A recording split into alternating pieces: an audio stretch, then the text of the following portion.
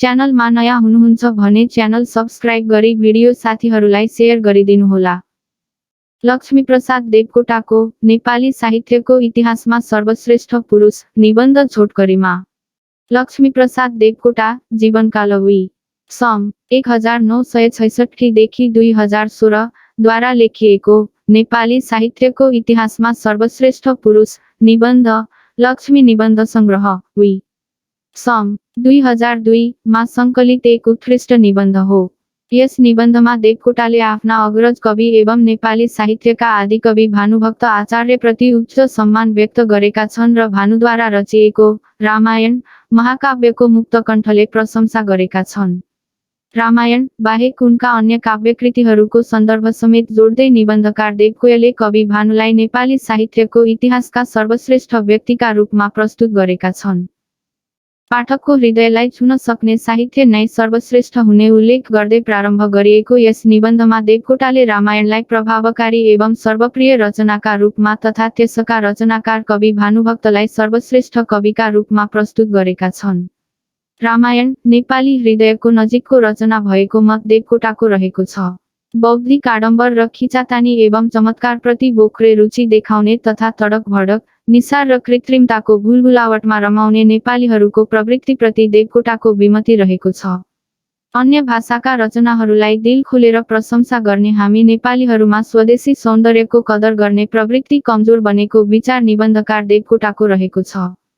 छन्दको कृत्रिम बन्धनबाट मुक्त भई मानव संवेदनाहरूलाई प्राकृतिक भावमा घोलो सिर्जिएका कविताहरू नै उत्कृष्ट हुने ठहर निबन्धकार देवकोटाको रहेको छ। कृत्रिम सजधज र आडम्बर बिना नै नेपाली ढुकढुकीलाई समाएर कविता लेख्ने खुबी कवि भानुमा रहेको बताउँदै देवकोटाले उनीप्रति सच्चा श्रद्धा व्यक्त गरेका छन्। नेपाली हृदयमा प्रेरणा दिनका लागि भानुभक्तले कविता रचना गरेको विचार देवकोटाको रहेको छ। घाँसीको प्रेरणाबाट भानुको कविचेतना बिउ भएको र सोही कारण कविता लेख्ने अभियानमा जुटेको सन्दर्भ प्रस्तुत गर्दै देवकोटाले घाँसीप्रतिको श्रद्धा पनि निबन्धमा व्यक्त गरेका छन्। तत्कालीन समयमा नेपालीहरूको जनबोलीमा मात्र सीमित रहेको र विद्वानहरूद्वारा अपहेलित बनेको नेपाली भाषामा रामायण जस्तो महनीय ग्रन्थ रचेर भानुभक्तले देश र जनताप्रतिको आफ्नो कर्तव्य निभाएको विचार देवकोटाको रहेको छ। भारतवर्षको प्राचीन कथा रामायणलाई नेपाली जनबोलीमा प्रस्तुत गरेर कवि भानुले नेपालीहरूलाई ठूलो गुण लगाएको ठम्याई निबन्धकारको रहेको छ। भगवान रामको कथालाई रामायणमा प्रस्तुत गरेर कवि भानुले नेपालीहरूलाई एउटै कृतिमार्फत नवरसको आस्वादन गराएको विचार देवकोटाले व्यक्त गरेका छन्। रामायणको कथाले नेपाली हृदय छोए कारण कतिपय नेपालीहरूबाट नै नेपाली सभ्यतामा कवितारूपी नयाँ पालुवा पलाएको विचार देवकोटाको रहेको छ। रामायणलाई कल्पद्रुमका रूपमा प्रस्तुत गर्दै देवकोटाले यसैमार्फत नेपाली हृदयका सर्वोच्च भावना र कल्पनाहरू फले फुलेको विचार राखेका छन्। राष्ट्रको हृदयमा सबैभन्दा तीव्र भएर बस्ने व्यक्ति नै सर्वश्रेष्ठ पुरुष हुने बताउँदै देवकोटाले कवि भानुलाई सर्वश्रेष्ठ पुरुषको दर्जा दिएका छन्। नेपाली हृदयको श्रद्धा गर्ने सदाचारी भानुभक्तलाई निबन्धकार देवकोटाले तोतेबोलीको माधुर्य र हृदयको सरलता भएका बुढा केटाकेटीका रूपमा प्रस्तुत गरेका छन्। यही सरलता आडम्बरविहीनता र भोलापनकै कारण कवि भानुले सम्पूर्ण नेपालीहरूको घर घरमा सत्कार पाइरहेको विचार देवकोटाको रहेको छ। नेपाली जनजिब्रोमा प्रचलित सरल सहज र सरस भाषा जिब्रोले गुनगुनाउने सजिलो छन्द सम्पूर्ण नेपालीहरूका आँखा खुलाउन सक्ने विचार रामराज्यको परिकल्पना नेपालीपन आदि विशेषताहरूले रामायण र त्यसका रचयिता कवि भानु नेपाली साहित्यमा सर्वश्रेष्ठ बनेको विचार निबन्धकार देवकोटाले व्यक्त गरेका छन्।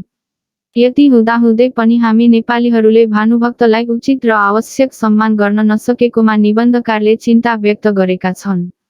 देवकोटाका अनुसार नेपाली साहित्यमा भानुभक्त अतुलनीय कवि व्यक्तित्वका रूपमा रहेका छन्। अन्य कविहरूले भानुको उचाइ ग्रहण गर्ने प्रयास गरे पनि सफल हुन नसकेको विचार देवकोटाले व्यक्त गरेका छन्। भानुभक्तको कवि व्यक्तित्वले नेपाली कविहरूलाई र सम्पूर्ण जनमानसलाई सत्यप्रति श्रद्धाको भावना राख्नुपर्ने र नेपालीपन हुनुपर्ने सन्देश दिएको प्रसङ्ग देवकोटाले निबन्धमा जोडेका छन्। निबन्धकार देवकोटाले कवि भानुभक्तलाई आदर्श व्यक्तिका रूपमा प्रस्तुत गरेका छन्। रामायण कवि भानुको सर्वोत्तम रचना त हो नै, यसबाहेक पनि उनका थुप्रै कविताहरू अत्यन्त उत्कृष्ट छन् भन्दै देवकोटाले तिनमा पाइने सरलता माधुर्य सहृदयता र चमत्कारिताको प्रशंसा गरेका छन्। मन छुन सक्ने भाषा र लय पाइने उनका कवितामा हृदयको भुलभुलावट रहेको कुरा देवकोटाले बताएका छन्। स्वरको शीतलता समान, हावाको अमृत समान तथा लहरा र फूलको परिनृत्य समान उनका कविताहरू उत्कृष्ट रहेको विचार निबन्धकार देवकोटाको रहेको छ। अमरावती कान्तिपुरी नगरी शीर्षकको कवि भानुभक्तको कविताको सन्दर्भ प्रस्तुत गर्दै देवकोटाले भानुका कवितामा पाइने हार्दिकता र कोमलताको तारिफ गरेका छन्। आजका कविहरूले सचेत र सजगज रूपमा गरेको कान्तिपुरीको वर्णनभन्दा कवि भानुका सहज कवितात्मक उद्गारहरू उत्कृष्ट रहेको विचार देवकोटाले प्रस्तुत गरेका छन्।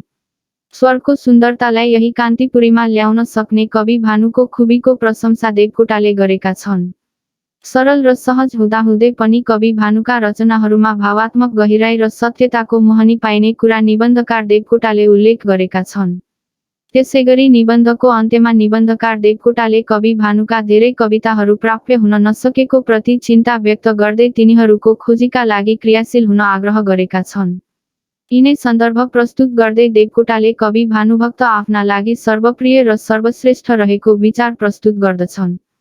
कवि भानुप्रतिका देवकोटाका यिनै भावमय उद्गारहरूको प्रस्तुतिसँगै निबन्धको अन्त्य भएको छ।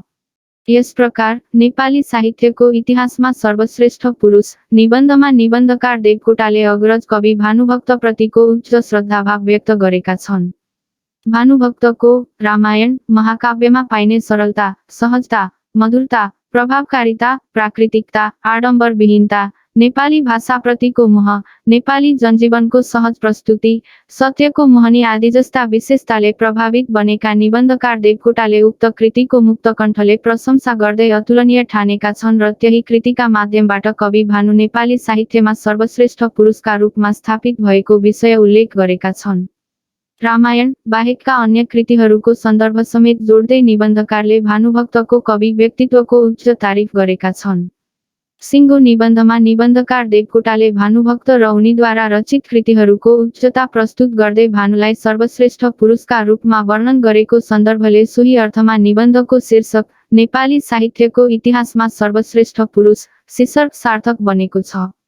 सरल र सहज एवं कवितात्मक भाषाको प्रयोग रहेको यस निबन्धमा देवकोटाका विचारहरू अत्यन्त सशक्त ढङ्गमा प्रस्तुत भएका छन्, फलत निबन्धले निजात्मक स्वरूप पाएको छ। निष्कर्षमा भन्नुपर्दा अग्रज कवि भानुभक्तप्रतिको देवकोटाको श्रद्धाभाव व्यक्त भएको यो निबन्ध विषयवस्तु अनुकूलक देवकोटेली भाषा शैलीले थप उत्कृष्ट बनेको छ।